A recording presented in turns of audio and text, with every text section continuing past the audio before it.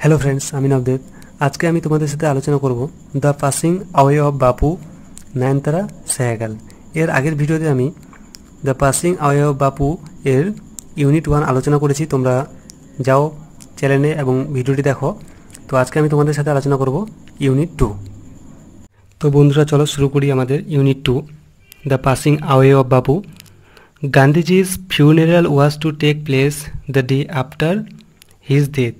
মানে গান্ধীজির যে চিতা বা অন্ত্যেষ্টিক্রিয়া সেটা পালন করা হয়েছিল তার মৃত্যু সে যেদিন মারা গিয়েছিল সেই দিনই। ঠিক আছে। Hours in advance people lined the route the funeral procession was to flow.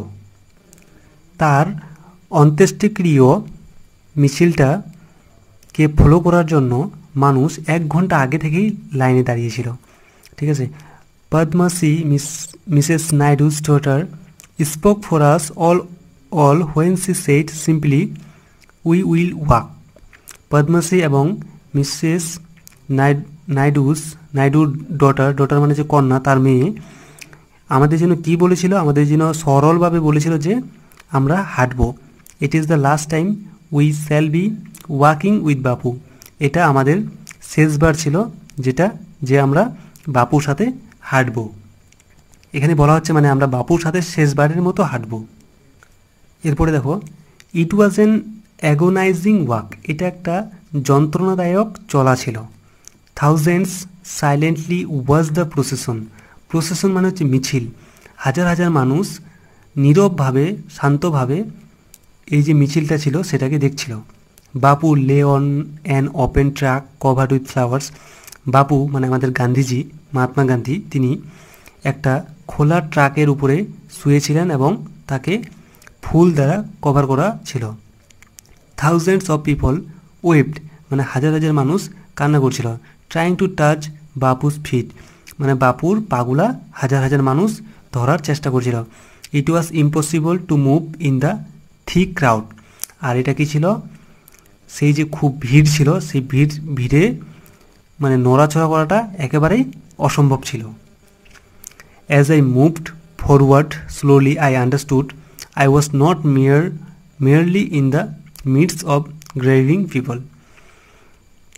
যখনই আমি ধীরে ধীরে সামনের দিকে এগিয়ে গেলাম, আমি বুঝতে পারলাম যে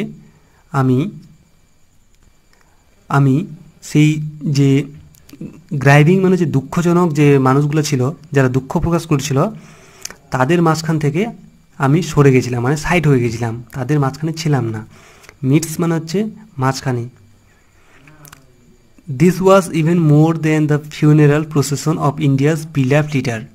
ভারতের যে প্রিয় নেতা ছিল, ঠিক আছে, ভারতের যে প্রিয় নেতা ছিল অর্থাৎ গান্ধীজি, তার যে ফিউনারাল প্রসেশন ছিল মানে হচ্ছে তার অন্ত্যেষ্টিক্রিয়া বা চিতার মিছিল ছিল, এটা শোক মিছিলের চেয়ে অনেক বেশি কিছু ছিল। মানে এটি ছিল ভারতের প্রিয় নেতার শোক মিছিলের চেয়ে অনেক বেশি কিছু। ঠিক আছে।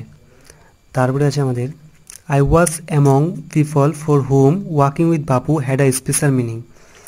আই ওয়াজ অ্যামং পিপল মানে আমি মানুষগুলির মধ্যে ছিলাম যাদের কাছে বাপু মানে মহাত্মা গান্ধীজির সাথে হাঁটাটা একটা স্পেশাল মিনিং ছিল, একটা বিশেষ মানে ছিল। We had walked with Bapu over the rough and smooth of India's recent history। তো আমরা আমরা হেঁটেছিলাম বাপুর সাথে ভারতবর্ষের রুক্ষ এবং মসৃণ ভারতবর্ষের ইতিহাসের উপর দিয়ে। We could not now accept the fact that the man who had led us over many difficult paths. আমরা এই সত্যটা বিশ্বাস করতে পারছি না যে মানুষটা আমাদেরকে এত কিছু মানে আমাদের ডিফিকাল্ট মানে কঠোর রাস্তা থেকে আমাদেরকে মানে পরিচালনা করলো, was never going to walk with us again. সেই মানুষটা আমাদের সাথে আর কখনোই হেঁটে যাবেন না। বাপুর স্লাইট ফিগার হ্যাড ওয়াক। বাপুর ছিপছিপে যে শরীর ছিল সেটা হাঁটতো, স্টাফ ইন হ্যান্ড, আর হাতের মধ্যে কি ছিল? একটা লাঠি ছিল। স্টাফ মানে হচ্ছে হাতের লাঠি। Over the large part of India. কোথা দিয়ে হাঁটতো? ভারতবর্ষের অনেক বড় জায়গার মধ্যে দিয়ে হাঁটতো। To walk is to make slow progress, মানে হাঁটাটা হচ্ছে ধীরে ধীরে উন্নতি। It is to think with clarity and closely look at all that is around you from small insects to the horizon in the distance. এটা ছিল স্বচ্ছ পরিষ্কারভাবে দেখা, মানে আমাদের চারপাশে যত কিছু আছে আর ছোট ছোট পতঙ্গ থেকে শুরু করে দূরের দিগন্ত পর্যন্ত দেখার সুযোগ। মানে এই যে আমরা হাঁটতাম, মানে গান্ধীজির সাথে যে সবাই হাঁটতো, তাহলে সেটা মানে আশেপাশে যত কিছু আছে সেখান থেকে শুরু করে ছোট পতঙ্গ পর্যন্তও দেখা যেত। মোর over to walk was often the only was open to the average Indian. যাই হোক, তো এই যে হাঁটা, এটাই ছিল হচ্ছে গড় ভারতবর্ষের একটা উপায়, চলার উপায়। ঠিক আছে। It required no vehicle except his own body. আমরা যে হাঁটতাম, মানে বাপুজির সাথে যে সবাই হাঁটতো, এটা মানে কোনো ভেহিকেল লাগতো না, কোনো গাড়ি লাগতো না। And cost him nothing but his energy, আর কোনো টাকাও লাগতো না। আর কি লাগতো? শুধু শক্তি লাগতো, এনার্জি লাগতো। Gandhiji took his necessity as he took mass that was common place. Gandhiji এই প্রয়োজনীয়তা গ্রহণ করেছিল কারণ সে মানে সাধারণ জিনিসগুলো বেশি পছন্দ করতো। And transformed it into a joyful effort. আর এই সাধারণ জিনিসগুলোকে কী করতো? সে একটা আনন্দময় চেষ্টায় পরিণত করতো। আশা করছি তোমাদের এটা বোঝা কমপ্লিট হয়েছে। তো এরপরে আমরা চলো যেগুলো এমসিকিউ আছে সেগুলো করে ফেলি। দেখো, গান্ধীজির funeral was to take place, মানে গান্ধীজির চিতা বা অন্ত্যেষ্টিক্রিয়া করা হয় কবে? যেদিন সে মারা গিয়েছিল সেদিন, on the day of his death. তাহলে প্রথমটাই হবে on the day of his death. তারপরে দেখো, Padmashri was Mrs Naidu's. Padmashri Mrs নাইডুর কে ছিল? আমরা পড়েছিলাম ডটার ছিল, মানে কন্যা। While walking Bapu use to carry in his hand a, সে তার যখন সে হাঁটতো তখন হাতের মধ্যে সে কী ক্যারি করতো? একটা স্টাফ, STAFF, মানে একটা লাঠি। এরপরে দেখো, complete the following sentence with information from the text. Text থেকে ইনফরমেশন নিয়ে এটা ফিল আপ করতে হবে। থাউজেন্ডস অফ পিপল ওয়েট, মানে হাজার হাজার মানুষ খাচ্ছিল। আর ট্রাইং করছিল? ট্রাইং টু, এদিকে আছে আমাদের, দেখো, trying to touch Bapu's feet. এখান থেকে জাস্ট লিখতে হবে trying to touch Bapu's feet. তারপরটা দেখো, the author was among people for whom walking. দেখো এখানে আছে আই মানে হচ্ছে আমাদের অথর কি বলছে? For home walking with Babu had a special meaning, মানে বাবুর সাথে হাঁটা একটা বিশেষ মানে ছিল, বিশেষ অর্থ ছিল। তারপরে দেখো, টু ওয়াক ইজ টু, কী হবে আমাদের এটা? Two walk is to make slow progress. এখান থেকে লিখতে হবে পুরোটা। এরপরে দেখো, fill in the chart with information from the text. Text থেকে ইনফরমেশন নিয়ে এটা চার্ট করতে হবে। স্টেটমেন্ট মানে যেটা মন্তব্যটা কি বলেছিল, আর রিজন মানে হচ্ছে কারণ, কেন বলেছিল। ইট ওয়াজ ইম্পসিবল টু মুভ, এটা অসম্ভব ছিল হাঁটতে। এটার কারণ কেন? কারণ কি? কারণ খুব ভিড় ছিল।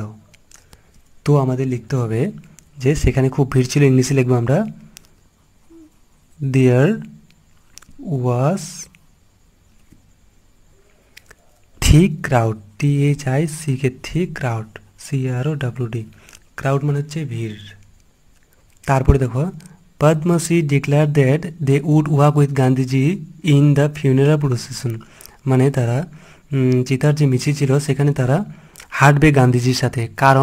কারণ এটা গান্ধীজির সাথে হাঁটা একটা শেষ, মানে লাস্টবারের মতো তারা গান্ধীজির সাথে হাঁটবে। তো আমরা লিখব, ইট ওয়াজ the last time they would walk with বাপু। এরপরে দেখো, to walk was often the only way open to the average Indian, মানে হাঁটাটাই মানে ভারতবাসীর কাছে একটা রাস্তা ছিল, খোলা রাস্তা ছিল। এর কারণটা হচ্ছে, দেখো, হাঁটতে গেলে কোনো ভেহিকেল লাগে না অথবা টাকাও খরচা হয় না, তাই এক ভারতবাসীর কাছে হাঁটাটাই একমাত্র খোলা পথ ছিল। তো আমাদের এটা লিখতে হবে কারণটা। It required no vehicle except his own body and cost him nothing but his energy. এটা লিখে দিতে হবে, এটা ডাইরেক্ট লেখা আছে তাই আমি এখানে দাগা দিলাম, এখান থেকে লিখে নিবে। ঠিক আছে বন্ধুরা, তো আজকে আমাদের ভিডিও এখান থেকে শেষ করলাম। যদি তোমাদের ভিডিও ভালো লাগে তো অবশ্যই একটা লাইক করো এবং আমার চ্যানেলের সাথে যুক্ত থাকো। আমি আরও এরকম অনেক ভালো ভালো ভিডিও তোমার সাথে শেয়ার করব। ঠিক আছে, তো আজকে যারা ভিডিওটা দেখলে তোমাদের অসংখ্য ধন্যবাদ।